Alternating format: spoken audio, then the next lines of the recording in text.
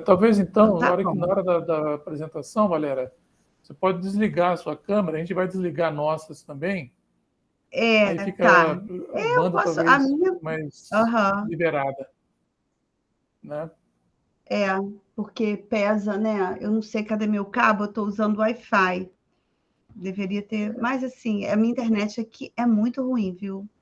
Eu falo assim, meu Deus do céu, gente, a pessoa paga o negócio para se aborrecer, porque é problema. Se eu for ligar para lá, eu ligo todo dia para reclamar da instabilidade. Isso é. É um problema ruim, né? A minha aqui é Sumicity, não sei como é a de você. Bom, eu posso apresentar, professor? Posso colocar a apresentação? Sim, Valéria, eu só vou fazer uma pequena apresentação sua. Tá. É porque eu queria Fiz ver uma se colinha vai... aqui do escavador. Tá, claro. Bom, a professora Valéria ela possui doutorado em Ciências Naturais, com ênfase na área de ensino de ciências, e mestrado em Cognição e Linguagem pela Universidade Estadual do Norte Fluminense, Darcy Ribeiro. A graduação dela foi em Farmácia e especialização em Indústria pela Universidade Federal do Rio de Janeiro. Atualmente, ela tem atuado como professora titular do Instituto Federal Fluminense, no mestrado profissional em Ensino e Suas Tecnologias. Ela atuou também como professora na licenciatura em Química e no curso técnico em Química do Instituto Federal Fluminense, também como coordenadora de metodologias de ensino do Centro de Referência em Tecnologia de Informação e Comunicação na Educação do Instituto Federal Fluminense. Ela atua como pesquisadora dos grupos de pesquisa Núcleo de Estudos Avançados em Educação, do Instituto Federal Fluminense, e Ciência, Tecnologia e Sociedade, no ensino de Física, do Instituto de Física do IFRJ. Ela tem desenvolvido atualmente pesquisas nas áreas de formação de professores, tecnologias digitais no ensino e metodologias de ensino. E também em metodologia de pesquisa na análise textual discursiva, que vai ser o tema de hoje da palestra da professora Valéria, o ATD. Então, e também ela foi aluna, né, de autores dessa metodologia, né, que o saudoso professor Roque Moraes, né, e da professora Maria do Carmo Galeazzi, a disciplina que ela teve na Federal do FURG Federal do Rio Grande. Né?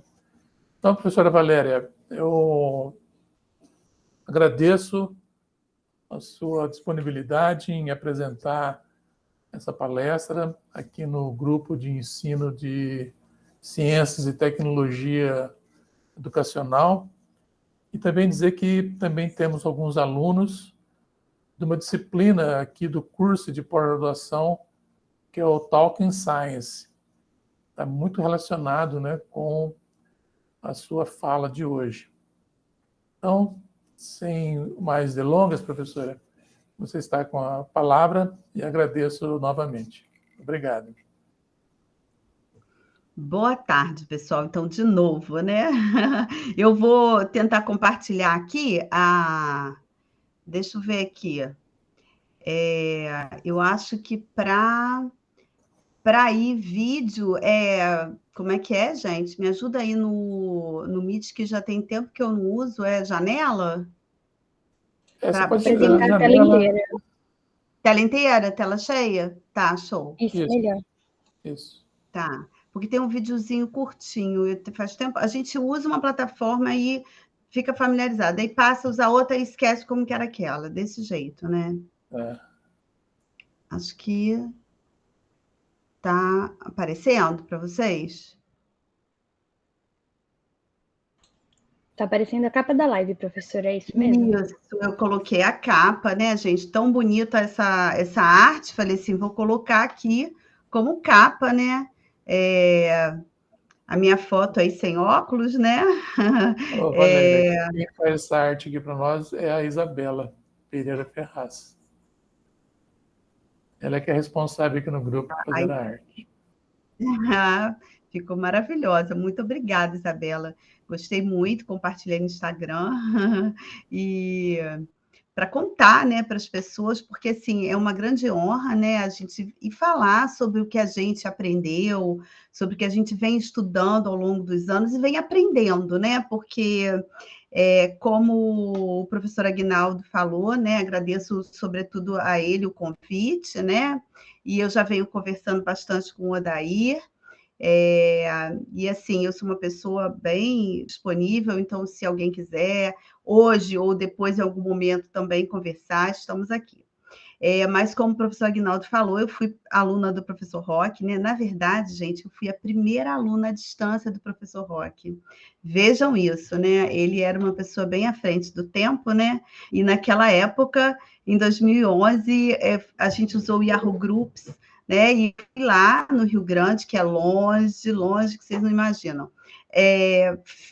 Conversei com eles, né? Comecei a disciplina e voltei para minha cidade para dar continuidade e deu certo, né? Pelo menos eu defendi a minha tese com a ATD e de lá para cá eu venho aprendendo mais, né? Cada vez mais. E assim, como vocês sabem, eu tenho um curso sobre ATD e esses cursos me fazem aprender demais, né? Muitas vezes a fala de uma pessoa me impacta tanto que eu gosto de trazer a palavra daquela pessoa, porque eu falei assim, nossa, ele falou exatamente o que eu pensava. Por isso eu trago um videozinho, vou mostrar para vocês já já, né? Mas então, inicialmente, agradecendo, né? Aqui já tem uma pré-apresentação minha, né?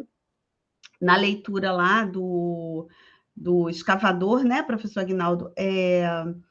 Ele tá, eu acho que ele está pouquinho desatualizado, porque o grupo de pesquisa que eu participo hoje é o JANO, né? O principal grupo de pesquisa que eu participo é um grupo que a gente trata sobre a hermenêutica na educação e ciências, organizado pelo professor Roque, e no qual a professora Maria do Carmo Galeazzi também participa. Então, esse é o principal grupo de pesquisa que eu estou vinculada no momento, estou vinculada a mais outros dois, mas esse é o principal deles. Bom, ele já falou da minha apresentação, né? Mas gente, não consigo não trazer esse slide aqui. É um slide que tem uma foto minha quando eu fui lá, né, no Rio Grande, nesse Seminário Internacional de Educação e Ciências, que foi organizado lá pelo pessoal da FURG, do grupo lá da professora Galeazzi, né? E por isso eu trago, né, contando um pouquinho aí, né, que eu fui professora de Química, vocês viram que eu sou farmacêutica, né? E aí eu saí de uma área super técnica, fiz indústria, né? Eu fiz curso técnico em Química e fui fazer mestrado em cognição e linguagem, né? Ali foi um choque na minha vida, né? E aí fiz doutorado em ensino de ciências e acho que a partir desse momento aí do mestrado, doutorado, que eu comecei a me assumir mesmo professora, né? Porque antes eu sabia os conteúdos, os conhecimentos científicos, mas essa parte pedagógica das interações humanas, do aprender, né, da gente, entre nós, professores e alunos, eu não era tão familiarizada, né? E aí foi a partir disso que eu comecei a me adentrar nesse mundo e participei da constituição desse mestrado lá no nosso Instituto Federal Fluminense.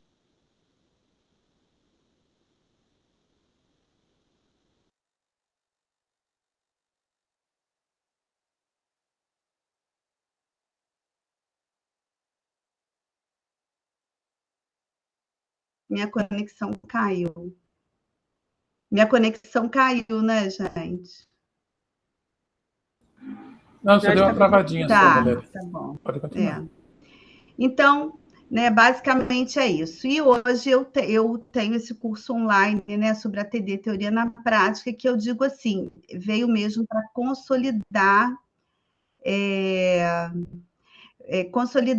o meu aprendizado sobre a TD. Né? Eu venho estudando bastante e, sobretudo, depois que tenho me dedicado à hermenêutica. Então, hoje, sobre o que nós vamos falar. Gente, olha só, o professor Aguinaldo falou assim, olha, você tem uns 40, 50 minutos. Eu preparei, tem 40 slides aqui. Eu sou uma criatura que falo muito, então eu vou me policiar aqui, né? São 2h15, vamos tentar, né? No máximo, até 3 horas eu finalizar, para a gente poder depois ter um bate-papo. Fazer de tudo, tá, gente? Mas tem slide que é mais rapidinho, tem uns que a gente precisa se dedicar mais, né? Então, hoje, eu me propus, até pelo título da apresentação, né, sobre procedimentos e exemplos da ATD, eu vou falar um pouco do lugar da ATD, o que é a ATD, uma discussão geral sobre autoria, auto-organização e pesquisa qualitativa, e o foco é justamente nesse segundo tópico, procedimentos da ATD e exemplos. Mas antes de chegar nesse procedimento, gente, eu não poderia deixar de trazer para vocês a dimensão maior da ATD, né? A dimensão maior dessa metodologia para analisar textos, mas uma metodologia para compreensão, até pela sua base hermenêutica. Então, eu trago aqui uma citação, como eu falei, quando a gente gosta muito do que o outro diz, a gente, né, se inspira, a gente traz essa outra voz para somar com a nossa, né? Então, aqui é uma fala da Diana. A Diana também foi minha colega nessa disciplina, né? E ela fala o seguinte: muito mais abrangente que metodologias frias e racionalistas, em que impera o mecanicismo, a ATD é um convite ao estético, um aceno para desenvolvermos e refinarmos os nossos sentidos e percepções, tornando-nos mais atentos e sensíveis aos aspectos dos fenômenos que buscamos compreender. Olha a fenomenologia aí.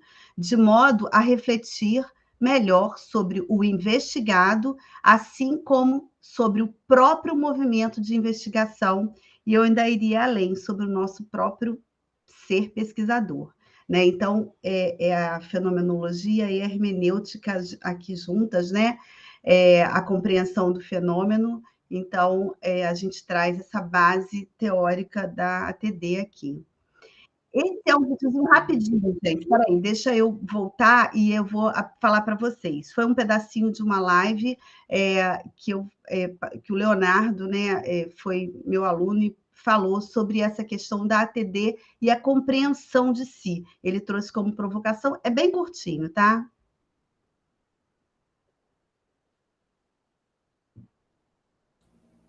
Valéria, está sem ativar o som.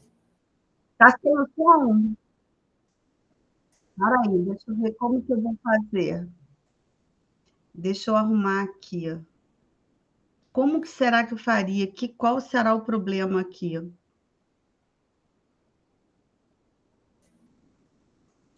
Porque Valéria, vocês estão me você me ouvindo bem. escuta? Oi. Sim. Para o caso do vídeo, seria melhor compartilhar uma guia. Aí eu não sei se essa apresentação é um arquivo ou se você fez ela É o Canva. É o no Canva. Canva. Então, para compartilhar, seria melhor compartilhar uma guia, e aí a guia que está aberto o Canva. Aí eu acho que vai. Então eu vou tirar, tá, gente? Vou parar um pouquinho e vou para lá. Só um momento. Certo. Guia do Chrome. Cadê? Pois é, aí não está aparecendo. Uma janela, no caso. Ah, tá. Vamos ver aqui agora. Uma janela, eu fui na guia. Vamos ver se vocês vão ouvir agora. Isso no futuro. Tá ouvindo? Eu quero dizer Sim. que a todo momento Deu para ouvir, né? Então isso no futuro. Então, eu quero dizer que a todo momento nós teremos oportunidade de construções e reconstruções. E isso faz parte do entendimento de si. Né? É nesse sentido a provocação. E aí eu acho interessante que a ATD ela proporciona momentos em que você vai se entendendo, vai se compreendendo pelo menos um pouco como pesquisador, vai se compreendendo como uma pessoa, um indivíduo que está ali dentro do mundo das pesquisas, mas que essas pesquisas estão no mundo social e você vive em sociedade, portanto, você não consegue se anular da sua pesquisa. Esse é um ponto muito interessante, né? Não existe neutralidade em pesquisas. Então, né, gente, o que eu queria falar, né, que a ATD é mais do que uma simples metodologia para analisar textos, muito mais que uma ferramenta, longe disso, né? A ATD nos leva à compreensão dos textos e à compreensão do ser pesquisador. Por conta desses movimentos recursivos e dessas possibilidades de compreensão para além do que está posto, né? Mais do que um positivismo, né? Então, a ATD tem essa premissa. Por isso que eu quis trazer essa fala e a fala da Diana, para vocês perceberem que, apesar de eu focar no procedimento, porque é o que o tempo nos permite, a ATD tem uma base muito densa e, assim, tem muita publicação, tem muito livro que permite com que as pessoas se aprofundem, né? E, assim, o que eu me proponho a explicar é um modo de fazer ATD do jeito que eu aprendi lá com o professor Roque. Então, o foco mesmo da apresentação, apesar de toda essa magnitude aí, né, que eu ficaria horas falando sobre essa questão da compreensão, né, mas o foco é nos procedimentos.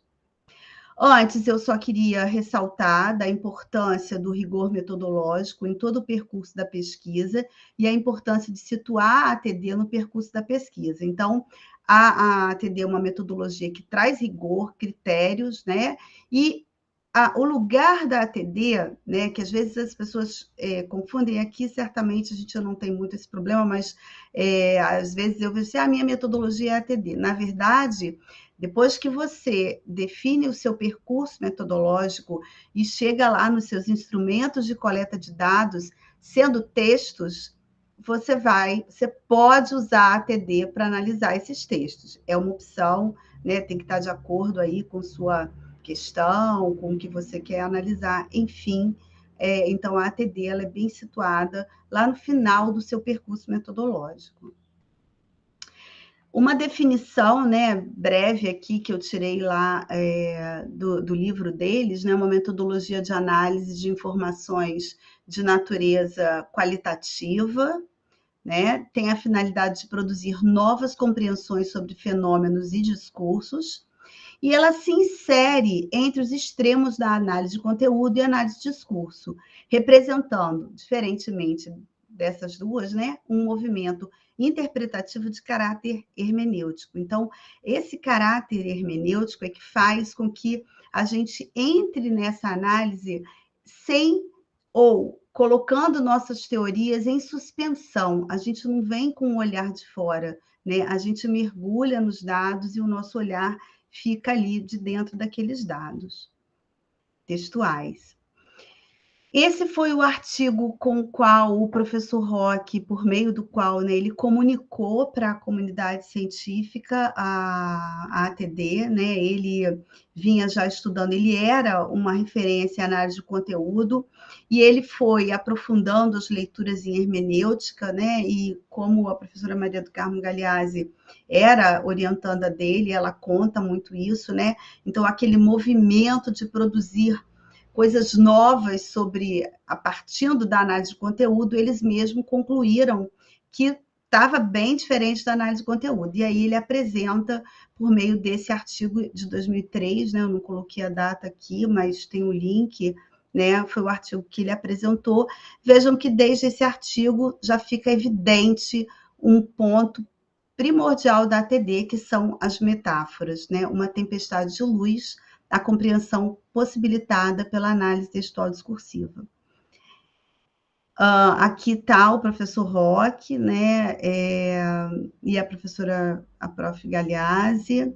Esses dois livros são os principais livros deles, né, o livro base, e o outro que é um livro que narra, que conta o exercício de ATD que nós vivenciamos na tal disciplina chamada Aprendentes do Aprender. E eu botei ali, né, gente, que eu não podia deixar de ressaltar, tem um textinho meu lá, né, tem uma parte, um capítulo nesse livro. Então, assim, para mim é uma grande honra ter participado, né, dessa que foi a última disciplina que o professor Roque ministrou. Bom, e aí, cadê os procedimentos, Valéria? Chega logo nisso, né? Já está no slide, sei lá, 15, e ainda não falamos, mas vamos lá.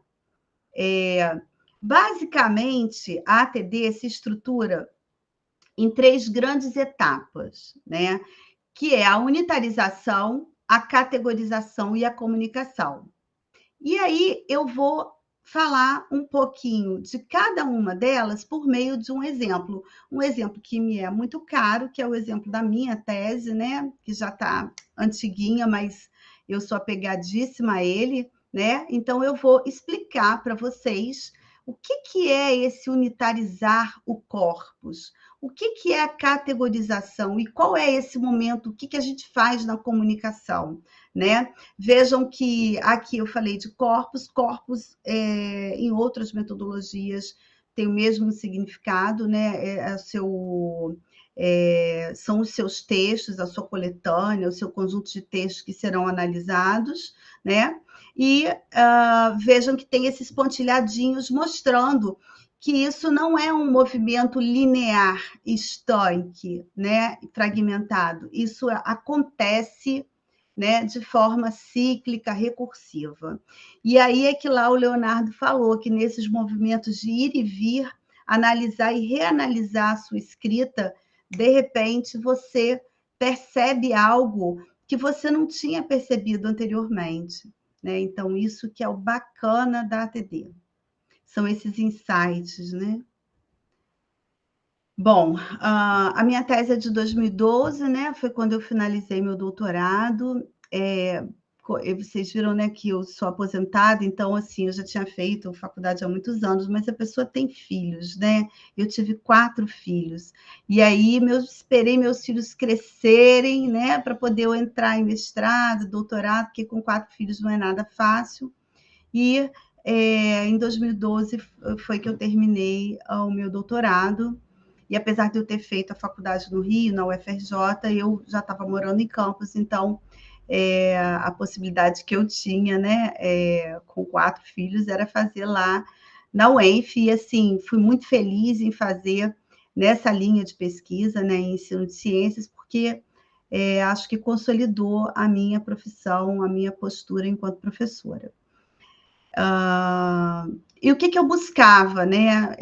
A minha pesquisa, ela se constituiu num estudo sobre o ensino de química da rede estadual de Campos dos Goytacazes, que é justamente onde eu atuava como professora no Instituto Federal Fluminense. E eu buscava compreender o que esses professores tinham a dizer sobre a sua profissão, né, e sobre a sua formação. Então, eu queria uma visão sobre a profissão deles, dos professores de química. E aí vocês vão ver, né, que eu vou ter justamente uma surpresa, mais adiante eu vou falar, né, sobre isso. Mas, basicamente, o meu foco era compreender o ensino de química. Então, eu tive questionários e entrevistas. As entrevistas, né, me renderam, naquela época, eu gravava com gravador, né, fiz a transcrição mesmo, ouvindo cada uma, me renderam, assim, páginas e páginas e páginas de entrevista, porque 10 minutos de entrevista rende muita coisa, né? Então, eu fiquei com um volume muito grande, e foi, assim, nesse período de coleta de dados que eu justamente busquei a ATD.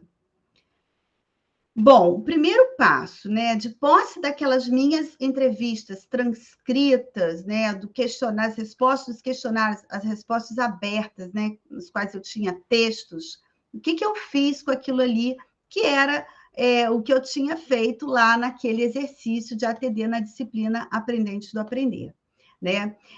Eu fui para o primeiro passo, que era um exame detalhado desse corpus, né? Então, a gente lê, a gente relê, e aí eu comecei a fragmentar esse meu corpus, tá? Dessa fragmentação, eu obtenho unidades de análise ou unidades de significado, nesse caso, como é do meu material empírico coletado para minha pesquisa, eu chamo de unidades empíricas, tá? Então, vejam que tem um trechinho, vou olhar para a minha tela aqui do lado, que está maior, tá, gente? Eu tenho um trecho todo em preto, e lá embaixo está escrito Giana Castro. Então, esse é um trechinho que eu recortei para mostrar para vocês de uma resposta Agora não me lembro se questionário, acho que questionário porque tem um Q aqui na frente do código, tá? Então, foi um trecho que a professora Giana respondeu, né? Desse trecho, né, todo em preto, eu consegui destacar 4 unidades de significado empíricas, ou seja, que significavam para o que eu estava investigando. Então, vejam que em roxinho eu tenho o primeiro trecho. Eu só dei um enter ali, né, e colori para vocês verem que eu quebrei aquele trecho compactado do lado esquerdo do que eu estou vendo para um trecho fragmentado que está aqui do lado direito. Então, em roxo, eu tenho um código, né, Q01, GC01, quer dizer, questão 01 respondida por GC, sendo esta a unidade 1. Então, Q01, GC01. Então, unidade 1 da professora Giana Castro, respondida na questão 01. E eu dei um título, Formar para Auxiliar no Cotidiano. E ali estava escrito, né, bastante, pois o aluno compreende a química não só como um simples conteúdo para a sua formação, mas verdadeiro sentido prático, como nos auxilia no dia a dia, em nossas atividades domésticas. Então, ela estava ali falando da química, auxiliando nas questões do dia a dia, de certas compreensões, certos links que a gente podia fazer, né, com coisas do nosso cotidiano. Por isso eu dei esse título. Então, nesse primeiro passo, além de fragmentar em unidades que significam para mim, porque se tiver algo ali, gente, que não vai ao encontro do que eu estou pesquisando, da minha questão, do meu objetivo, eu não preciso trazer como unidade, né? Então, ali eu trouxe essa primeira unidade porque ela significava para mim. Então, além de ter esse fragmento, eu tenho que ter um código, e o código é autoral, cada um escolhe o seu código, e eu tenho que ter um título sucinto. Por que o código? O código, a gente mantém esse código até o movimento final lá. Ou seja, porque quando eu estou lá no meu textão final, com todas aquelas unidades, se eu quiser voltar para o meu contexto, se eu quiser saber de onde eu tirei aquele trechinho, eu tenho essa possibilidade por conta do código. E o título, ele me facilita, assim, no momento de busca rápida, né, de um localizar, se eu quiser colocar a palavra cotidiano, por exemplo, mas também ele já me dá uma certa... Eu estou num momento de caos aqui, né? Quebrando tudo, quebrando esse texto todo. O título, ele me dá uma certa noção de organização. Já é um movimento bem inicial de auto-organização, ao passo que eu começo a encontrar títulos repetidos, né? Então, eu já vejo, opa, tem pessoas respondendo coisas semelhantes. Então, ali já é um movimento inicial de ordem, né? Então, esse primeiro momento ainda é o caos. Gente, se houver alguma dúvida, basta perguntar, tá? Ah, mas e aqui, que código é esse?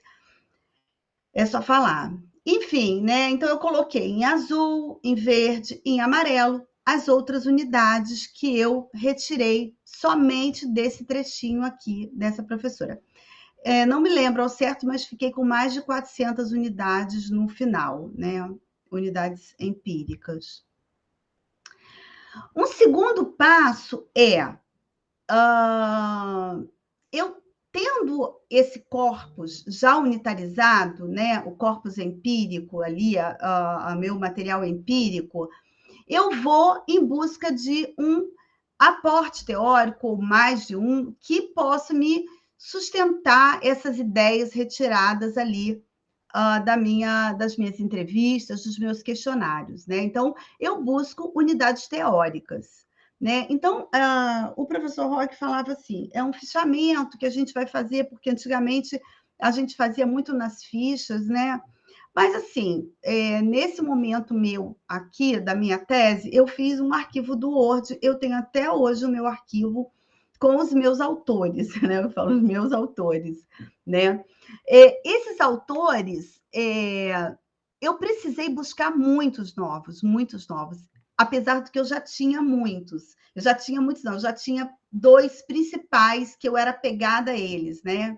Eu estava certa de que eles dariam conta de toda a minha tese, né? Mas eu precisei buscar novos teóricos, porque entrevista, né, gente? As pessoas vão falando e aí vai surgindo coisas novas. Mas esse segundo passo, eu pego, por exemplo, aqui, esse exemplo é o exemplo de um artigo de 2006. Vejam que a referência é a primeira coisa que eu coloco, e eu coloco A01, eu coloquei artigo 01. Então, na verdade, o A é de autor, tá, gente? Autor 01. Então, esse foi o meu primeiro autor, né? Foram autores, quero dizer, aqui, né? E esse artigo aí de 2006, eu fiz o quê? Eu pegava trechos dele que iriam me servir para conversar com o que eu encontrei nas minhas unidades empíricas. Então, como diz aqui nesse quadrinho, né? Ó, a partir das unidades empíricas obtidas, a gente vai à procura dos interlocutores teóricos. E aí, aqui, ó, vejam a referência, e aí o primeiro trecho que eu trago aqui com a página. Por quê? Está entre aspas, ou seja, é uma citação direta. E aqui, pelo que sempre o professor Roque nos orientava, toda citação direta precisa ser reescrita. Então, toda unidade teórica era obrigatoriamente reescrita pelo menos uma vez.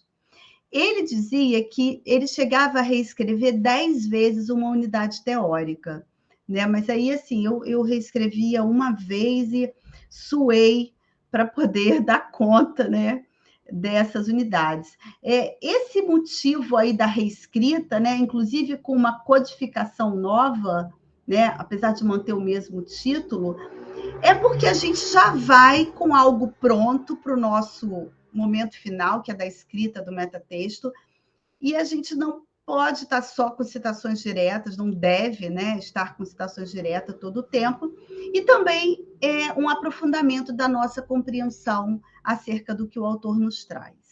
Então, primeiro passo, unidades empíricas, segundo passo, unidades teóricas, sendo que a codificação é algo bem particular, tá, gente? Basta deixar claro do que está tratando ali, certo? Para poder, quando eu chegar lá no final, eu vou saber, ó, isso aqui eu retirei do meu autor 5. Quem é meu autor 5? Aí eu volto lá naquele meu arquivão dos autores, está lá. Então, eu já sei de onde eu tirei. O negócio não vira uma bagunça, né, gente? Para a gente ter critério, para a gente ter rigor ali nos nossos passos metodológicos. Bom, depois desse momento todo de quebra-quebra de texto, né, a fragmentação, unitarização, a gente vai para o terceiro passo, que é a categorização ou estabelecimento de relações. Aqui a gente estabelece relações entre as unidades empíricas e teóricas, né, por semelhança de sentido do que elas nos apresentam, e a gente começa a organizar separadamente. No início, né, a gente vai pelos títulos, vai fazendo organizações mais pormenorizadas, né? Então, são categorias iniciais bem restritas, bem menos amplas do que a gente objetiva ter, tá? Porque o objetivo é que a gente faça com que essas categorias se ampliem, né? Eu aqui nem falei em categorias a priori, emergentes, ou a questão de mista, porque eu vou dar o exemplo da minha tese aqui, e aí vou esclarecer. No meu caso, né, gente, eu obtive 12 categorias iniciais e 2 categorias finais. Eu não trouxe uma categorização intermediária.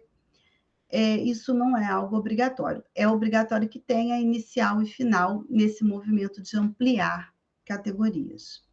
Isso, aqui, esse esquema é um esquema feito pelo professor Roque, e esse realmente eu retirei do material original que eu tinha da minha disciplina, apesar do que tem nesse livro novo dele, né? Então, vejam, todos esses retângulos verdinhos são as unidades que eu fragmentei. Então, imagine que dentro de cada retângulozinho, tijolinho, sei lá, verde, eu tenho fragmentos de texto. E aí eu começo a agrupá-los por semelhança de sentido. Então, eu tenho categorias iniciais aqui, vejam que são retângulos maiores, indicando que eu agrupei, né, esses verdinhos dentro desses azuis. Depois, esses azuis são agrupados de forma a ampliar mais, né? Então, eu obtenho esses rosas aqui, né? Sei lá, pink. E, por fim, os amarelos, que são as categorias finais, são menos precisas, mas são mais amplas, têm uma visão mais ampliada, e, em geral, elas têm títulos que denotam essa amplitude e já uma visão geral da sua pesquisa. Então, gente, no meu caso, eu obtive, como eu falei, 2 categorias finais. Essa foi a minha primeira categoria final, e eu disse, bom, é uma categoria emergente. Ela emergiu totalmente do meu corpus. Mas como assim, Valéria? Você não veio com nada? Pronto, vim. Quando eu comecei a fazer a TD, eu estava com o meu aporte teórico pronto. O meu capítulo da tese, que se referia ao referencial teórico, ele já estava pronto. O nosso grupo de pesquisa estudava muito os modelos didáticos para o ensino de ciências, com Porlan e Rivero, sobretudo, e Pozo e Crespo, né? Então, eu tinha desses 2 autores falando sobre os modelos didáticos para o ensino de ciências, e eu trouxe o foco para a química. Só que então eu estava pronto, né? Mas quando eu fui fazendo as entrevistas, eu perguntava, né? Mas qual a estratégia? Às vezes eu falava de um jeito mais assim, mas o que você usa, o que você faz para poder chamar a atenção dos alunos para a química? Você usa exemplo do cotidiano e tal. Aí as professoras começavam a falar, falavam um pouquinho, né? Né? Eu falo, por exemplo, da pasta de dente, tá? Mas olha, menina, tá muito difícil da aula. Aí começava, gente, tá muito difícil da aula, porque os alunos levantam para ir ao banheiro, não pede licença. Eu dou 60 aulas por semana. O salário é muito baixo, eu tenho que fazer salgadinho para fora. Na minha escola até tem um laboratório, mas não tem nem torneira no laboratório. Nossa, multimídia, naquela época usava muito datashow. Não tem. Então, assim, eram tantos problemas, mas o principal era a queixa salarial, né? E eu, com aquele meu aporte teórico, totalmente falando dos modelos didáticos para ensino de ciências, eu falei, gente, o que eu vou fazer com isso? Era muita reclamação, né? Era muita insatisfação, era muita desmotivação. Então, vejam que nesse quadro aqui eu trago não as unidades, porque as unidades são o trecho literal retirado do corpus, mas eu trouxe o teor das unidades. Então, imaginem que dentro desse quadradinho aqui, eu agrupei unidades que falavam de baixos salários e excesso de trabalho.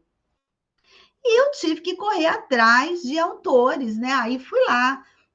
Maldaner se aproxima, né, da nossa área, e ele tratou disso na formação dos professores. Aí fui estudar Schon, Alarcão, Pimenta, enfim, Nova, né? Principalmente um autor que falava sobre mal-estar docente. Então, naquele período ali, eu fui para a biblioteca do outro centro, que na biblioteca do meu centro, que era o Centro de Tecnologia, não tinha nada que me desse suporte para tratar disso. E aí eu busquei esses autores, busquei as unidades desses autores que conversassem com essas unidades, e essa categoria, né, final, que eu chamo de minha grande surpresa, porque ela surgiu, ela emergiu dos meus dados. Então, ela nada tem de a priori, nada tem de dedutiva.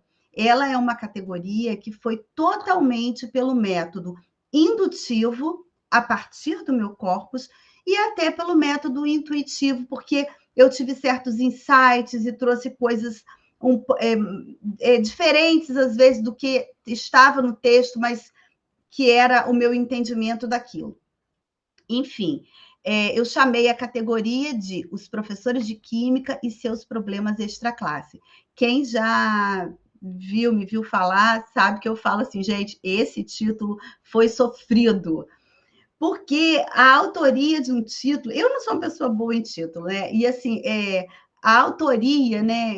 Fala, gente, mas é mesmo problema extraclasse? Eu perguntava para um colega, eu perguntava para o grupo, eu perguntava para a coordenadora do grupo de pesquisa, ninguém me falava nada, né? Eu falei assim, gente, realmente isso aqui é meu, é uma coisa que eu tenho que ter da minha autoria. Então, quando eu assumi esse título aqui, gente, eu dormi um pouco mais tranquila, porque essa coisa da autoria, né, não é uma coisa simples, né? A gente vai conquistando.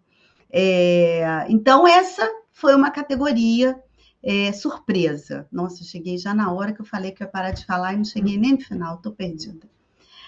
A próxima categoria, que foi aquela que já veio meio que pronta, que eu chamei de categoria emergente também, mas hoje, eu revisitando, eu poderia dizer que ela é uma categoria mista. Por quê? Porque ela tem coisas de dedutiva que eu trouxe pronta do meu aporte teórico e tem alguma coisa nova aqui, né? Mas ela era o ensino de química praticado em nossas escolas. Então, eu agrupei, né, dentro de cada quadradinho desse conjunto de unidades que falavam sobre a finalidade do ensino de química, unidades que falavam sobre o conteúdo de química, e assim fui categorias iniciais e categoria final. Então, num movimento de agrupar unidades. Se alguém aqui já leu Porlan e Rivero, vai ver que aqui tem muito das categorias lá que eles falam dos modelos didáticos, né, do ensino de química. Então, essa categoria, ela não é uma categoria só emergente, mas, como eu digo, já defendi minha tese, já acabou, já passou, foi aprovada, mas eu reflito sobre isso. Por isso que eu falo, gente, que a ATD não tem fim nunca, a gente vai ficar sempre naquilo, lendo, a gente quer mudar, a gente quer ampliar, né?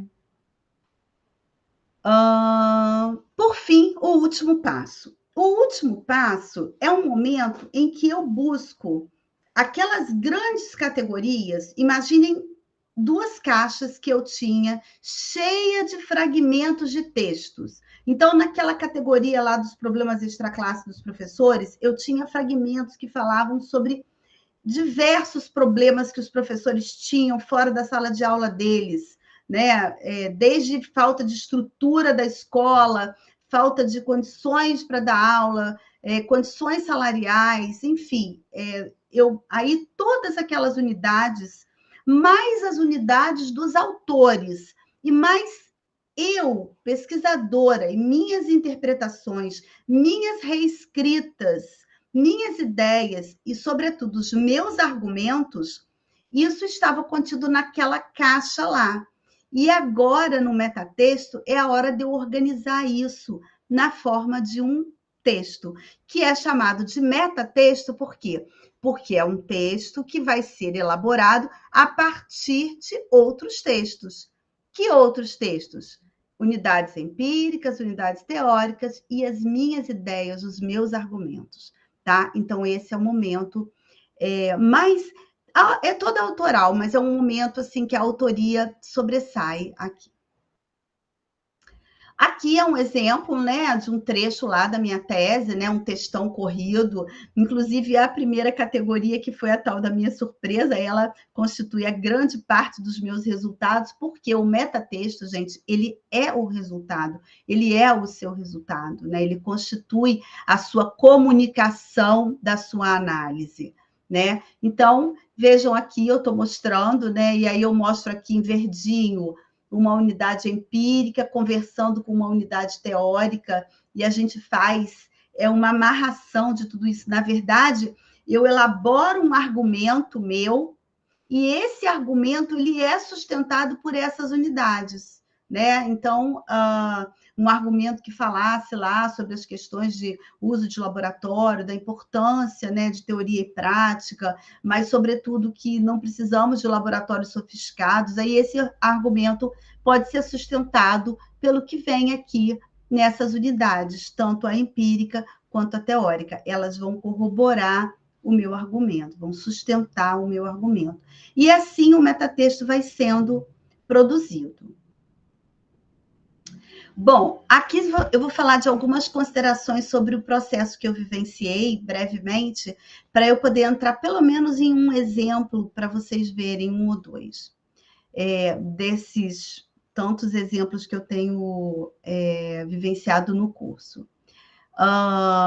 Então, para além de etapas ou passos, né, esse processo é um processo auto-organizado, né? Então, o ciclo de análise descrito, ainda que composto de elementos racionalizados e, em certa medida, planejados, em seu todo, constitui um processo auto-organizado do qual emergem novas compreensões, né? Então, isso aconteceu bem comigo, né? Os resultados finais, criativos e originais não podem ser previstos. Mesmo assim, é essencial o esforço de preparação e impregnação, que são as etapas de unitarização e categorização, para que a emergência do novo possa se concretizar. Então, para além de etapas ou passos, esse processo auto-organizado como um todo, né?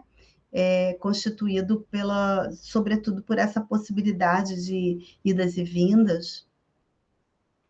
Eu concluí que a categoria 1 é mais intuitiva, né? Ela foi aquela surpresa, a partir de insights, após impregnação com o corpus de análise, e a categoria 2 seria um misto de dedutiva, do que eu já trazia de teorias, né, que inclusive tinham impregnado os meus instrumentos de coleta de dados, né, mas que a entrevista conseguiu burlar, né, trouxe algo a mais, e algo de indutivo, que eu trouxe da leitura do corpus.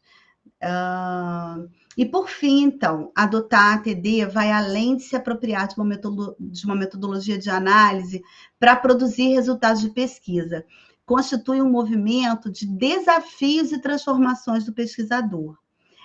Eu iniciei com uma teoria pronta, eu precisei assumir novos interlocutores e me assumir autora dessas novas compreensões. E isso, gente, não é nada fácil, mas, assim, com o respaldo da ATD, e sobretudo hoje, que a gente já tem muito mais publicações do que naquela época, torna a ATD uma metodologia que é uma metodologia produzida por autores brasileiros, diferentes da análise de conteúdo e da análise de discurso, né, que tem lá a sua origem europeia ou americana, enfim. É uma metodologia que nos permite essa autoria, sobretudo. Bom, acho que dá tempo de eu apresentar, né, professor, uns 2 exemplos. É uma coisa rápida, porque aí depois a gente para a falação para poder conversar. Sim, pode ser, Valéria. Tá bom, é bem rápido. Bom, aqui, gente, fica muito claro aqui a unitarização. Eu trouxe esse exemplo só para vocês visualizarem no coloridão, né, uma unitarização. Vejam que, nesse exemplo, o autor partiu de uma tirinha que a Mônica corta o cabelo, o Cebolinha corta o cabelo, e na hora do Cascão cortar, ele vem com um martelo, e aí ele pergunta para os alunos dele se isso era racismo, tá? Então, esse é o corpus para análise, que foram as respostas, né? Foram 5 alunos que responderam, e ele pegou... Aqui eu trouxe um recorte só com 3, mas eram 5 respostas. Vejam que ele pegou a resposta na íntegra do aluno, e ali mesmo na resposta, ele coloriu. Então, esse colorido já é um código. Para ele, o amarelo significa modos de ver. O verde significa naturalização de estereótipos. Então, assim por diante. Então, aqui fica muito claro, né? Ele colocou o código, colocou o título, mas a cor evidenciou bastante a unitarização, né? Então, aqui eu tenho as unidades na íntegra, tá? E modos de ver é o teor daquela unidade. É, de forma bem resumida, o que a unidade traz. E vejam que no outro aluno que respondeu, ele encontrou também um amarelinho, modos de ver. Então, assim, mesmo você estando num momento de fragmentação, de caos, você consegue um movimentozinho de categorização inicial ali, tá? Então, esse exemplo bem claro. Esse outro exemplo, vou falar só mais desse, porque aí a gente finaliza. Esse outro exemplo, os autores analisaram a BNCC, uma parte da BNCC, tá? Ciências da Natureza, tá?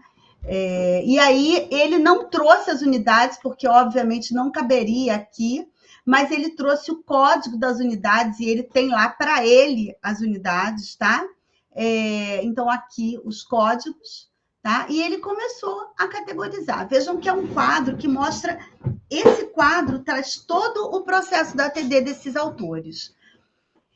Como era de se esperar, né, uma categorização inicial sobre matéria e energia, então a gente já sabe desde sempre que a gente tinha essa parte lá nos conteúdos de química, nos livros didáticos, né? Depois, propriedades da matéria. Depois ele encontrou uma outra categoria que falava de química e investigação e uma que falava de química e inovação tecnológica. Aí ele, do movimento de buscar ampliar essas categorias, ele colocou uma categoria intermediária, conhecimentos químicos sobre matéria e sua natureza, conhecimentos químicos para inovação e desenvolvimento tecnológico. Então, essas aqui de baixo, né, trazem diferenças do que a gente lá, mais de antes a gente estava acostumado, e essa aqui uma já mais conhecida nossa. Só que na categorização final, ele trouxe algo bem autoral e algo assim, bem mesmo de compreensão do fenômeno que se mostrava ali naquelas unidades. Então, ele intitulou Concepção Fabril do Conhecimento Químico. Então, ele diz que na BNCC a gente ainda tem essa coisa mais mecânica, mais fabril. E aí eu trouxe só para vocês visualizarem, né, o argumento principal dele, né? Ele fala: o fenômeno desvelado pela imersão dos conteúdos contidos nas competências e habilidades nesta área da BNCC permite inferir uma prática pedagógica cientificista e economicista, o que consideramos um reducionismo fabril dos conhecimentos e conteúdos químicos. Então, assim, muito interessante, né, visualizar todo um processo de ATD e depois um argumento justificando essa categoria final de forma bem clara, né? Tem muitos exemplos, né, gente? Muitos e muitos. Eu vou passar aqui, né? Eu sempre gosto de finalizar falando da tempestade de luz, né? Porque esse processo em seu todo pode ser comparado com uma tempestade de luz, né? A ATD, o processo da ATD. É um processo analítico que consiste em criar condições de formação dessa tempestade em que, emergindo do meio caótico e desordenado, as unidades, né, formam flashes fugazes de raios de luz iluminando os fenômenos investigados, que possibilitam, por meio de um esforço de comunicação intenso, né, no metatexto, expressar novas compreensões atingidas ao longo da análise. Gosto muito dessa citação do professor Roque. Aqui tem, né, 2003, o artigo dele. Bom, gente, esses são os nossos e-books que estão lá, né? Os e-books são disponíveis e tem muitos exemplos e muitos modos de ATD. E, se ainda ter tempo, vamos conversar sobre ATD. Eu posso até tirar a apresentação, professor, para ficar maior aqui, né? Aqui tem um obrigado, tá? E aí eu vou parar de compartilhar a apresentação, que aí fica mais fácil da gente conversar. Muito obrigado, professora Valéria. Falei rápido demais, né, gente? Não, muito interessante, muito instrutivo. E, Valéria, antes de nós começarmos as perguntas, né, das pessoas que estão aqui na plateia, eu falar uma coisa, eu não posso perder uma oportunidade dessa, né? Como você esteve, né, numa aula com o professor Roque Moraes, eu gostaria que você fizesse, se fosse possível, né? Isso não quer dizer que você é necessário fazer isso, mas que você apresentasse talvez umas impressões iniciais sobre a maneira como o professor Roque Moraes desenvolvia as atividades docentes inicialmente, né, que você estava envolvido. É possível, Valéria, você fazer um Sim, breve posso relato falar. sobre isso? Não sei se vou contemplar o que o senhor está esperando, mas vou contar um pouco. Certo. Assim, eu tenho um e-mail dele que ele me mandou, né? Ele falou, a gente conversava por e-mail, né? Depois, porque eu não estava presencialmente com ele. Mas, assim, também, no meio da disciplina, ele já estava bem doente, então, assim, não estava fácil a comunicação. Mas ele falou assim, ele me contou uma história, né, que ele estava lá numa orientação com uma aluna dele, e ela perguntava, ele respondia, aí o filho dela falou assim, ué, mas ele fica lá do outro lado do computador esperando você falar e responde? Tipo assim, porque ele era muito rápido, e era realmente o jeito dele, né? Ele era uma pessoa, assim, quando eu o conheci pessoalmente, me surpreendi com a simplicidade dele, até porque a gente sabe que muitas vezes a gente se depara com pessoas no nosso mundo aqui acadêmico, né? Eu falo de carteirinha porque eu tive um orientador no doutorado que não era uma pessoa assim de fácil trato, né? E o professor Roque não, era aquela simplicidade, contava uma história aqui, contava uma história ali, com aquele jeito gaúcho dele de falar, né? Mas ele desenvolvia, sobretudo, a premissa dele era que a gente tinha que aprender a conversar com os textos. Então, ele nos mandava inicialmente textos e mais textos e mais textos, e eram textos escritos por ele, né? E falava para a gente chegar lá e dar pitaco nos textos, né? E colocar lá comentários no texto. Então, assim ele desenvolvia as aulas. E eu, assim, no início era uma luta, né? Porque quem disse que eu tinha coragem de colocar alguma coisa naquele texto? Eu falei, meu Deus, eu vou escrever o que no texto que ele escreveu, né? Mas hoje eu não sei ler um texto sem conversar com ele, né? Exatamente o termo que ele usava. Hoje eu converso com o texto. Então, essa era uma característica principal dele, né? Ele era bem rigoroso, né? Assim, se a pessoa fizesse alguma coisa que não estivesse a contento, ele era bem, bem sincero, bem, sem ser agressivo, mas ele, né, trazia bem claramente. Mais o quê? E deixa eu ver, uma característica dele, assim, ele era muito, muito rápido em todo tipo de ação, né? Então, a gente tinha aquela coisa semanal, o pessoal estava lá, eu estava distante, mas ele era muito rápido naquele retorno. Acho que ele, né, madrugava, lia isso foi a impressão que eu tive dele. E de ser uma pessoa muito à frente mesmo do tempo dele, porque coisas que eu vejo hoje, né, que ele já adotava naquela época, e por ele ter abraçado a hermenêutica, que ainda hoje, na nossa área de educação química, existe um movimento inicial de um grupo de pesquisa, mas ainda é bem difícil, né?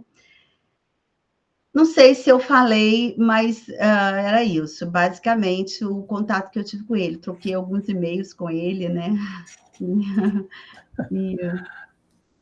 Muito bom, professora Valéria. Muito obrigado. Era isso mesmo que a gente imaginava, né? Uma visão bastante pessoal, né? Acho muito interessante. Bom, vamos abrir então agora para as perguntas da plateia. Vocês podem fazer pelo microfone, né? Ou aqui também pelo bate-papo. O chat, deixa eu olhar aqui, que eu nem vi se tem alguma coisa. Não tem. Tá, Certo. então só tem uma coisinha. Pode, pessoal, pode falar à vontade, pode perguntar, se não quiser perguntar, pode, sei lá. Eu não contei, mas eu estou falando de Rio das Ostras, região dos Lagos do Rio de Janeiro, né? Eu nem falei para vocês. E essa possibilidade, né, que a tecnologia digital nos permite é muito bom, né? Ontem eu estava numa banca lá em Santa Catarina. Falei assim, olha, gente, ontem eu estava lá, hoje eu estou aqui em São Paulo com vocês, né? Vocês estão aonde? Eu acho que Nós temos várias pessoas de vários lugares aqui, do estado de São Paulo, de Minas, várias cidades aqui do estado de São Paulo também, está bem distribuído. É muito bom isso, né? Muito bom.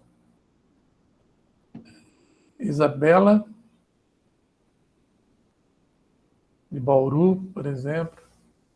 O Odair, eu sei que ele é de Minas, né? Ele já me falou. O Romilson é do Pará. Romilson Silva, né, do Pará. É do Pará. Gente, eu amei o Pará. Eu fui lá, meu Deus do céu, que lugar incrível. O José Odair, por favor, levantou a mão para a pergunta. Pode falar, Odair. A Isis, no Amazonas, em Manaus. Ai, que legal, nossa. Odair, você tem a palavra. Olá, pessoal. Olá, professora Valéria, tudo bem? Me ouve bem? Sim. Então, eu não tenho nenhuma pergunta, né, mas não poderia de usar esse momento para agradecê-la, né, por tudo que a gente tem conversado. Não tem nenhuma pergunta, porque eu já perguntei, acho que eu já esgotei as perguntas. Eu muito curioso, né? Então acho que já esgotei as perguntas. Mas felizmente, né? Porque com as perguntas a gente acaba aprendendo muito, né? E agradeço imensamente a senhora por todo o aprendizado e por toda a disponibilidade, por sempre estar tão pronta a ouvir e me ajudar. É realmente uma alegria recebê-la aqui no nosso grupo, né? A gente fica muito feliz com a sua presença nessa tarde, de trazer tanta informação para a gente, né? E é uma felicidade muito grande, eu fico muito grato, nós estamos muito gratos pela sua presença e a tecnologia nos proporciona isso, né? Nós estamos em diferentes regiões do Brasil e ao mesmo tempo ligados numa tarde tão agradável, né? Com tanta informação e tanto conhecimento. Muito obrigado.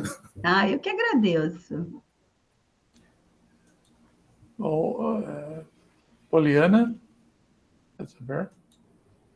Obrigada, professora. Gostei bastante da sua fala, achei bem interessante, assim, e eu fiquei pensando, né, porque dentro dessa teoria, assim, imagino que no âmbito acadêmico, né, a gente lidando com grupos e pessoas trabalhando com outras teorias distintas também, e o que eu vejo, assim, principalmente na nossa área de ensino da pesquisa, né, e ensino de ciências, que tem uma diversidade muito grande também na forma de analisar, né, de desenvolver uma análise de dados. E eu fiquei pensando quais que são as críticas dirigidas à análise textual discursiva. Eu assim, para ser sincera, eu nunca recebi nenhuma crítica assim pontual, assim, vamos supor, de eu mandar um artigo e vir uma crítica, entendeu? De alguém. Com certeza, eu penso que deve ser, sobretudo, pela parte da hermenêutica, né? Essa compreensão. Eu imagino, mas assim, realmente eu nunca. A gente só recebe críticas se você não estabelecer os seus passos de forma clara. A sua enquanto você deixar bem claro que você fez com rigor, com critério a sua análise, pode até ser que o outro não concorde, não goste daquela metodologia, ache aberta demais, estética demais, porque a hermenêutica tem esse lado. Mas se você traz tudo ali bem respaldado, não tem como. Então, assim, eu nunca tive esse problema. Nunca, que eu digo assim, né? De você vai para um congresso, apresenta um trabalho, manda um artigo, recebe, né, uma crítica direcionada à metodologia. Nunca tive. Mas sei que a aceitação da ATD está num crescente, né? Até porque é uma metodologia nova, né?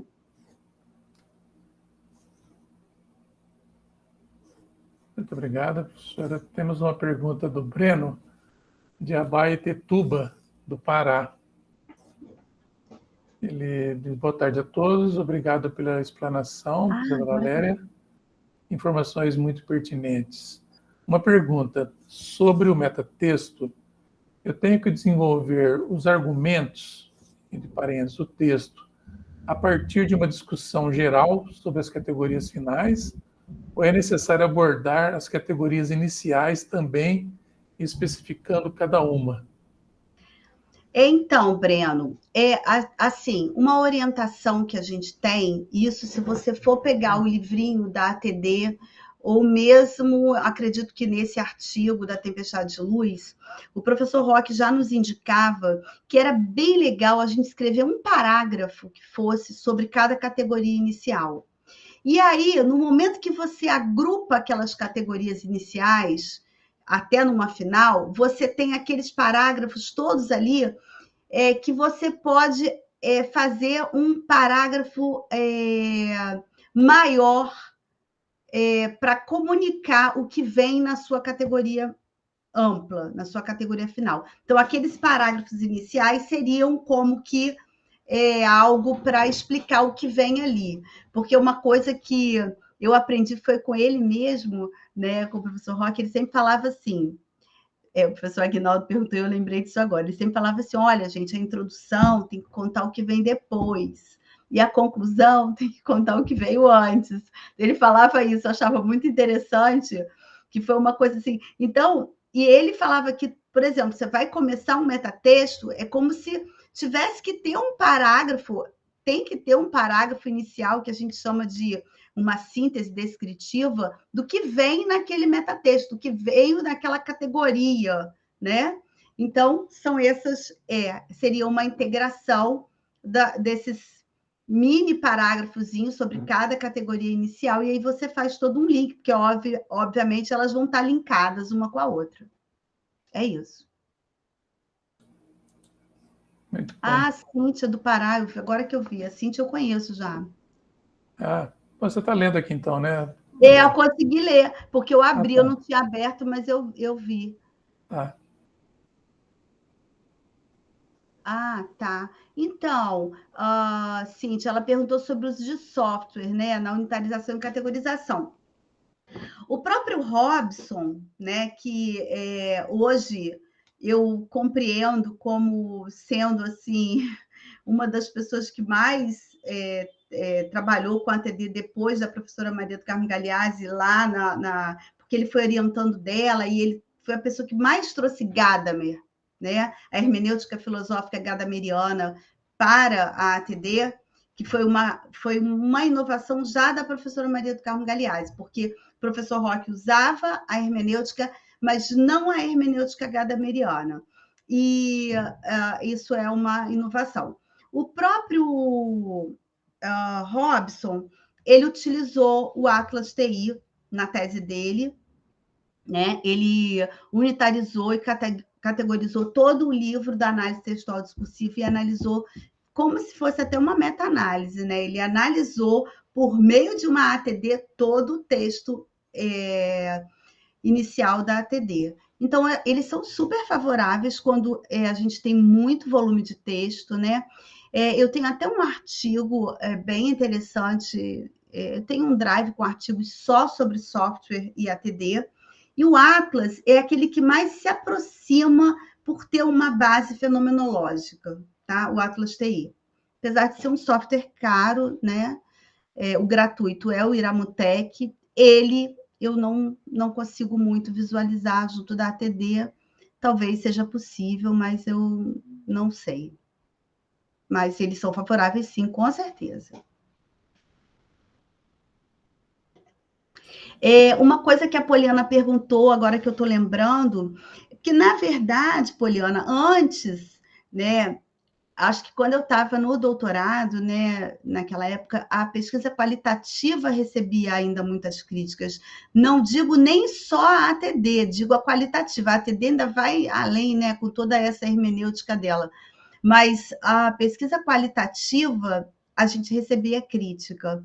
Então, assim, uma vez eu fui muito criticada por dizer que o meu trabalho era pesquisa qualitativa, que hoje a gente fala com mais propriedade de causa, mas antes, assim, não, mas não é, porque você tem que estar inserido naquele campo de pesquisa, uma coisa mais, né, antropológica, tem que ficar um ano ali imerso, tipo assim, vou lá para a aldeia dos índios, vou morar lá com eles, teria que ser algo assim. Então, assim, isso eu já recebi crítica. Então, eu tive que mudar para dizer que o meu trabalho tinha um caráter qualitativo, e não que ela era uma pesquisa qualitativa. Mas isso foi bastante tempo, tá? Lá onde eu fiz o doutorado, o pessoal assim, é muito positivista, muito quanti, sabe? Então, é bem difícil a aceitação do quali. Mas não foi propriamente com a ATD, não. Muito bem. Antes da pergunta do Carlos, um momentinho só, Carlos. Vou fazer uma pergunta também para a professora Valéria sobre análise textual discursiva. Ela pode ser considerada também talvez, professora, como uma auto-organização de análise? Sim, é um processo auto-organizado, né? Sim. Ele mesmo diz isso, né? Ele é um processo auto-organizado de análise que a gente desenvolve. Então, para além de ser uma metodologia, né? Uma auto-organização de análise e uma auto-organização até do ser, né? Por conta dessa coisa aí dessa linha filosófica, né? Mas sim, um processo auto-organizado. Obrigado.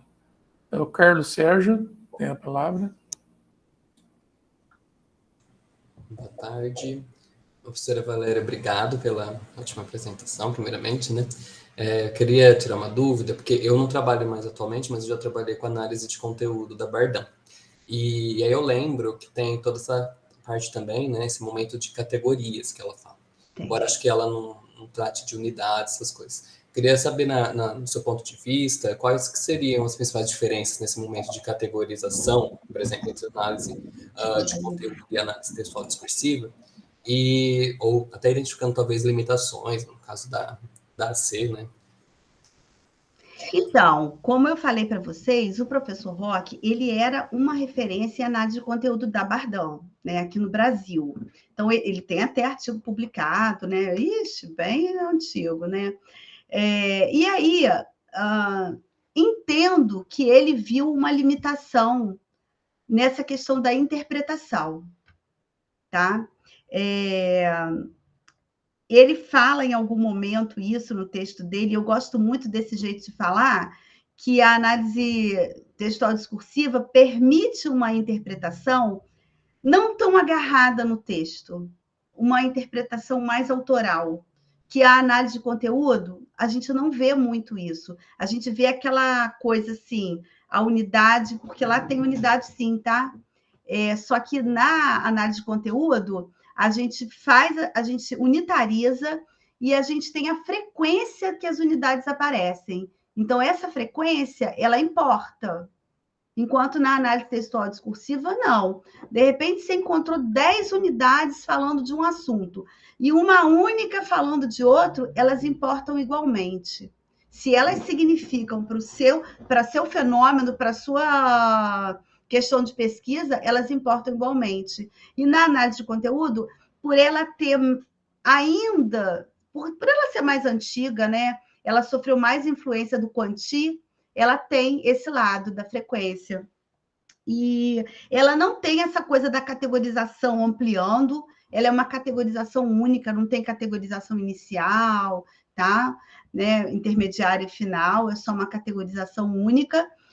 Tem umas outras regras, né, da análise de conteúdo que a diferem bastante, mas o ponto principal mesmo é a hermenêutica, que ela não tem base hermenêutica, e a hermenêutica possibilita essa compreensão, não só do texto, mas a compreensão do pesquisador, entende? Uma compreensão que parte de você. Aquele rapaz, o Leonardo, que eu coloquei o vídeo, ele escreveu um texto falando sobre um projeto pedagógico de um curso, e ele compara o projeto pedagógico do curso como uma parede. E as rachaduras na parede, ele entende que são as inserções neoliberais naquele projeto pedagógico do curso. Né? Então, assim, achei muito interessante. E ele fala que a ideologia, né, hegemônica é como se fosse a tinta que tivesse tipo tampando aquilo ali para você não perceber aquelas inserções neoliberais naquele projeto pedagógico. E aí, depois de muito tempo, ele disse que ele compreendeu que, além de ser a tinta, também é a nossa mão, enquanto professor e autor desse projeto pedagógico, a nossa mão pintando aquilo ali, porque a gente participa, a gente está lá. Né? Então, foi por isso que ele quis falar sobre a compreensão de si, porque ele disse que ele se questionou muito. Ele falou assim, peraí, a quem eu estou servindo todo esse tempo como professor? Né? Porque aí você para e começa... Você está analisando um projeto pedagógico de curso, seguindo aportes que usam do neoliberalismo, e aí você começa a se questionar, e chega um ponto, eu mesma, quando li o texto, falei, epa, meu Deus, o que eu fiz a vida toda? Então, assim, sabe, tem essa grande diferença.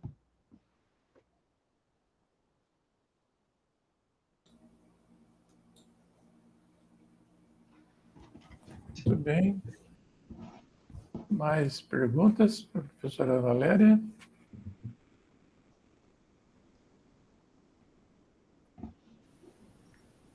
José Aldair? Então, eu acho importante, ouvindo as perguntas, fazer uma fala aqui. Acho que ela vai ser importante. É um testemunho, na verdade, né? Eu, enquanto aprendente, né, tem aquele livro Aprendentes do Aprender, eu vou usar uma metáfora, analogia aqui. Eu como aprendentes de análise textual discursiva, o primeiro contato que eu tive foi um minicurso que eu fiz, né, na UFOPA, em que eu conheci a professora Valéria. E, assim, é importante a gente ressaltar também o valor da tecnologia da informática, porque se eu não tivesse feito esse curso, não tivesse tido essa oportunidade, foi no início desse ano, eu não saberia nada, né, não teria nenhum contato, talvez, até no momento, com a análise textual discursiva, ATD. E a professora Valéria, ela tem um perfil no Instagram muito interessante, é o próprio nome, né, Análise Textual Discursiva, onde ela faz postagens diárias, e muitas dessas dúvidas que eu tinha, né, porque eu já conversei, que ela sua muito, né, para fazer, então muitas dessas dúvidas que elas aparecem aqui, que também eram minhas até então, não é?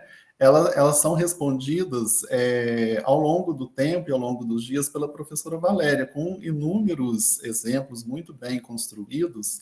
Inclusive, eu tive a honra, né, de fazer alguns posts que constam lá, né, e graças a ela também acabei construindo um grupo de WhatsApp em que a gente trabalha com análise de imagens, leitura de imagens e com uma associação, uma união da análise textual discursiva. Então, acho que seria muito interessante, a professora Valéria, acredito que provavelmente no final ela vai falar, né, do perfil do Instagram, mas já queria deixar de antemão registrado para todo mundo que está nos assistindo, né, essa importância, né, da gente usar da melhor forma possível, usar de forma muito positiva a informática a nosso favor, a gente se apropriar da tecnologia, dos recursos, né, tecnológicos a nosso favor, porque é um canal de muita divulgação, né? A gente percebe que quando a gente posta, muita gente curte, comenta, né? Tem uma visualização de fato, e ao mesmo tempo que é quase que uma brincadeira, uma atividade lúdica, a gente está se aproximando das pessoas e divulgando uma teoria, não só a ATD, como poderia ser outra, para pessoas de diversas regiões do país e que talvez não tivessem de forma nenhuma acesso a toda essa informação, né? Então, convido vocês a depois entrarem no perfil e curtir a gente lá. Eu já estou falando a gente, porque eu já estou me sentindo fazendo parte. Tem post do Odair lá também.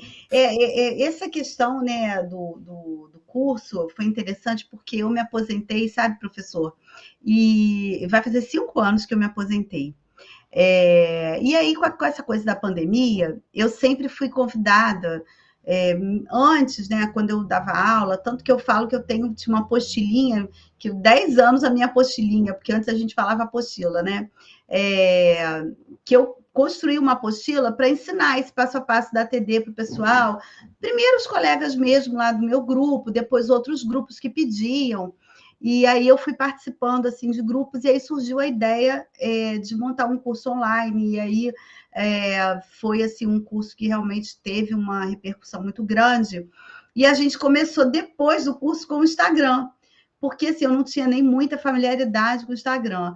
E aí é interessante notar que algumas pessoas começam a compreender de fato o que é ATD pelas postagens do Instagram, e isso é que me motiva, né? Que eu posto e as pessoas começam a ter ali um entendimento. Então eu falo assim, poxa, mesmo numa rede social, é possível compartilhar um conteúdo que eu vou levar um entendimento, ainda que a pessoa, obviamente, precise de bastante leituras aprofundadas, e eu estou sempre disponível a dividir essas publicações, tudo que a gente tem, artigo, livro, a gente está sempre compartilhando, ainda que, obviamente, exija um esforço muito grande do pesquisador pessoal para suas leituras, mas aquilo ali dá uma guiada no que a pessoa vai pesquisar. Então, é isso que eu acho legal, né? Essa possibilidade. Obrigada, Dair, por falar do Instagram.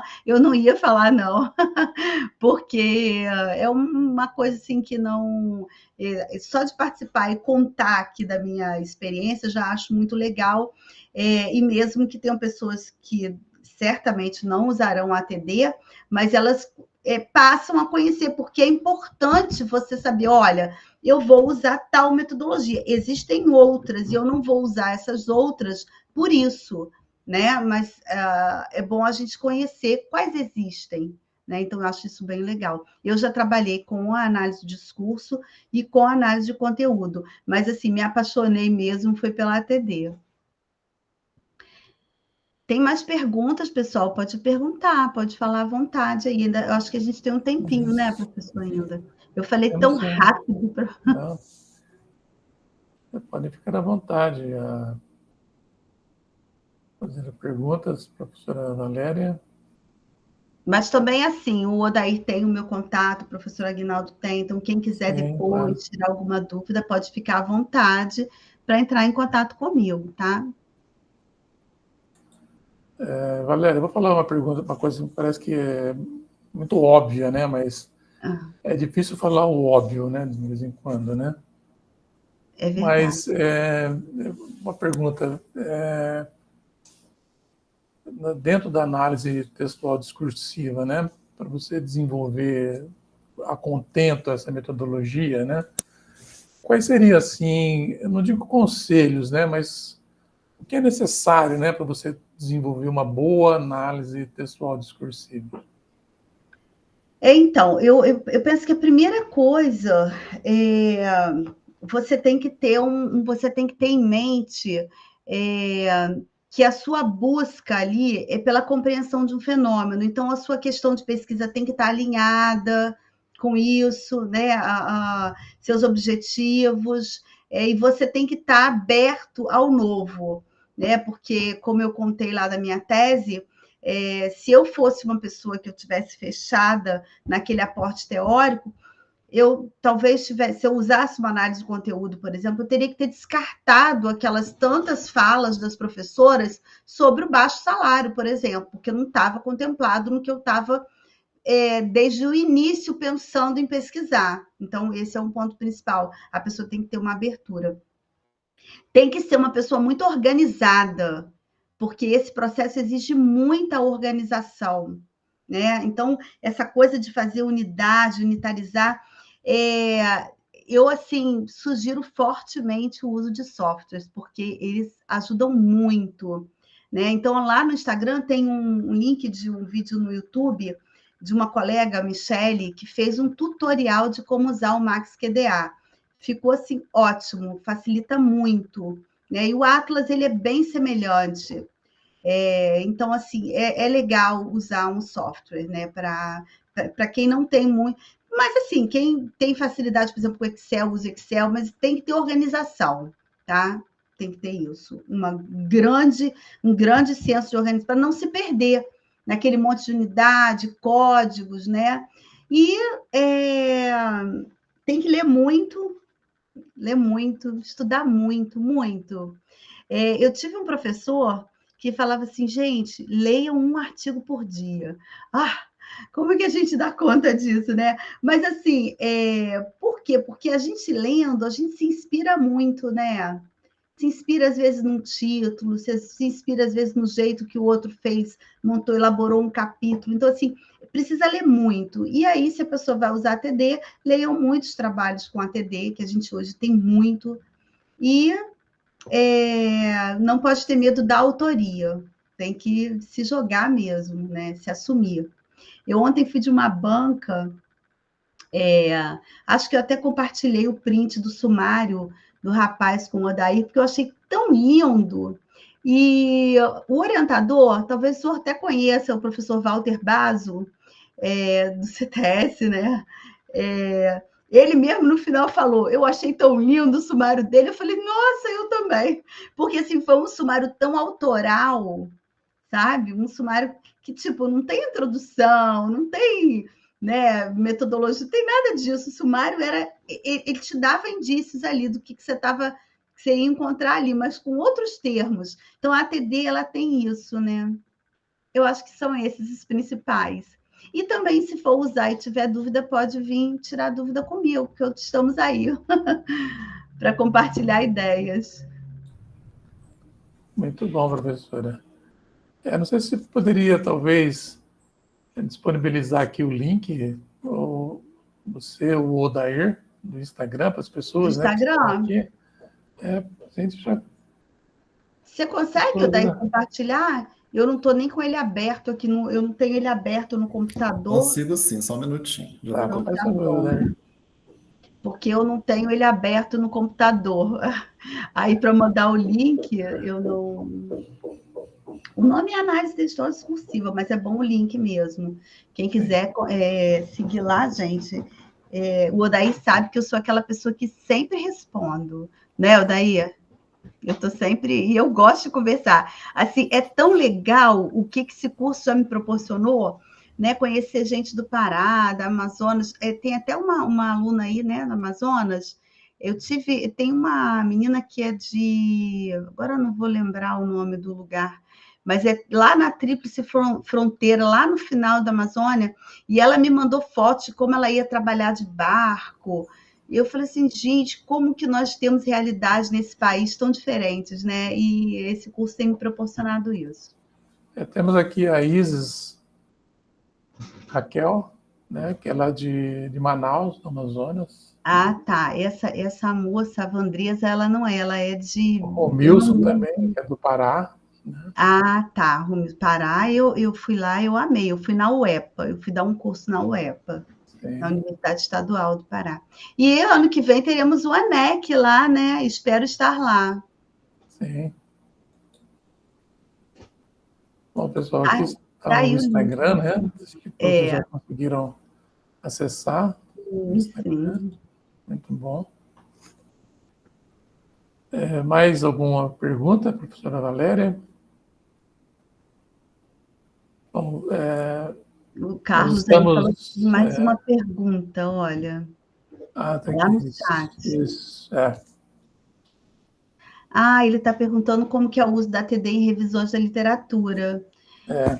Então, é interessante porque a gente já viu várias revisões da literatura com a ATD. Inclusive, o Robson e a professora Galeazzi fizeram meio que uma revisão de teses, por exemplo, com ATD, né? E aí fizeram uma ATD, obviamente que não das teses inteiras, mas aí eu, por exemplo, uso, que eu tenho um artigo publicado de revisão da literatura com ATD, e a gente recorre aos resumos, né? E aí eu sempre deixo claro na metodologia que, se for necessário, recorre ao corpo do texto na íntegra, para esclarecer algo, mas aí basta você, de fato, unitarizar.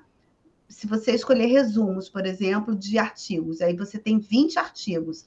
Então, você pega aqueles 20 artigos, começa a destacar as unidades dali, daqueles resumos, e aí você já parte para a categorização e elabora o seu metatexto. Mas aquela parte inicial, quantia, ela vai constar toda lá, né? O seu rigor lá na busca pelos artigos, em qual base de dados foi, qual dia, quais as strings, né, que você usou para fazer busca, enfim, tudo aquilo vai constar.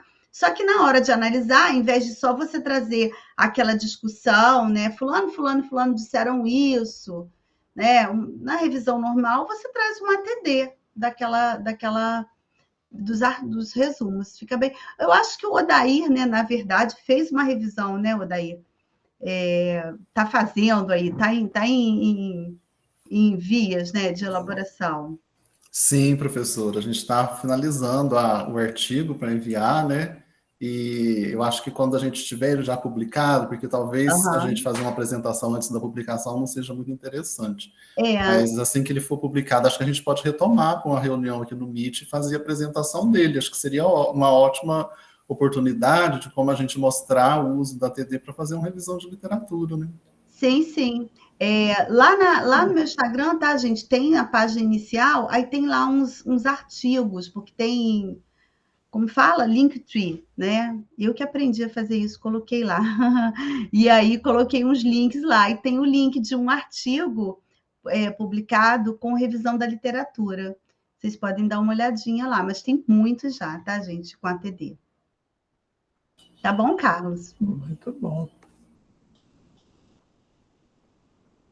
E tem um outro lá que a gente usou algumas imagens, a TD com algumas imagens. Não é como a metodologia que o Odair usa. A gente usou as imagens até como unidades, para respaldar o argumento, né?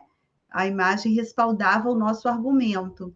Mas, assim, foi uma possibilidade também. Isso é uma pergunta ainda, né, que estamos em aberto, né, Odair, sobre como utilizar a TD em análise de imagens, né? Mas, sim, exatamente, professor. É algo que ainda temos um caminho ainda a percorrer. É uma coisa bem inédita, né? São inéditas. Tem outros, que não pela que o Odair usa, né? A GDV, já vi outros, mas assim, ainda é algo mais incipiente. E a gente ainda vai usar os mapas conceituais, né? Então, a revisão de literatura mostra, né, essa carência, essa ausência de estudos nessa área. Vou aproveitar também para divulgar, né, embora vocês vão achar no grupo, lá no Instagram, a postagem, né, sobre o grupo também de WhatsApp, que a gente tenta trazer ideias aí sobre análise de imagens, né, na perspectiva da gramática do design visual, juntamente com a TD, com a análise textual discursiva. Divulga aí, aproveita. Muito bom. Mais alguma pergunta para a professora Valéria? Bom, de qualquer maneira, nós estamos sempre conversando, né, professora, sempre ligados. Você pode enviar e-mail para mim, ou diretamente para a professora Valéria, né, e para seguirmos conversando nesse tema, né, que é muito interessante, né. E gostaria, então, de agradecer, professora Valéria, por essa tarde muito gostosa de falar sobre ciência, né, que deve ser sempre mais valorizada aqui no nosso país, né. Tem outros temas que nós poderíamos desenvolver aqui, né, sobre a importância da leitura, a presença de fake news, quer dizer, tem vários temas, né, que estariam, né, também possíveis, né, de serem abordados nessas perguntas, mas vamos deixar um pouco para as pessoas pensarem também sobre isso, né? Eu acho que isso é bastante importante, né? a pessoa criar o seu próprio pensamento e também o seu próprio texto, né? Não somente ler, como você mesmo disse, né, professora? Sim. Então, eu agradeço a presença de todos. Vou deixar, então, as últimas palavras com a professora Valéria. Eu que agradeço, né, professor Aguinaldo, o bate-papo sempre com a Odair, a troca, né? É muito bom poder contar o que a gente faz de bom, né? Porque eu falo assim, gente, o que a gente fez e o que a gente achou legal, o que a gente gosta, tem que contar. E o nosso jeito de contar é publicando, ou é assim, né? Participando de um grupo de pesquisa, de um congresso, para poder comunicar, né, para os nossos colegas. O professor falou aí dessa coisa da leitura de textos e fake news, e assim, eu me lembrei, o nosso primeiro e-book, que aliás foi assim, um grande sucesso, foi a professora Maria do Carmo Galeazzi que fez o prefácio, e ela fala disso, né? E tem até uma live lá do canal com ela, que ela, porque assim, pelo período que a gente vivenciou, né, de muitas fake news e tal, e foi nessa época que ela escreveu. Então, ela chega a citar lá da importância dessa leitura crítica dos textos para que a gente possa filtrar, né? Porque nós estamos aqui abertos, recebendo informações de todo canto, a gente precisa ter essa criticidade. E a ATD é uma aliada, né? Mesmo que a gente, às vezes, numa leitura, por exemplo, de uma reportagem, não vá fazer uma ATD, mas assim, a gente ter esse olhar da compreensão, esse olhar, né? De voltar e rever e ler e trazer para a nossa compreensão, a compreensão de si, né? Isso é muito importante. Então, pessoal, agradeço a professora Aguinaldo e a todos os presentes, e podem tirar dúvidas, se quiser, pelo Instagram, pelo WhatsApp, conforme for adequado. Tá bom, pessoal? Muito bom. E aqueles também que desejarem, né, uma cópia dessa apresentação, dessa conversa, né, é só enviar um e-mail para mim, que eu e a Isabela, a gente disponibiliza a gravação para vocês. O Cícero levantou a mão? Não.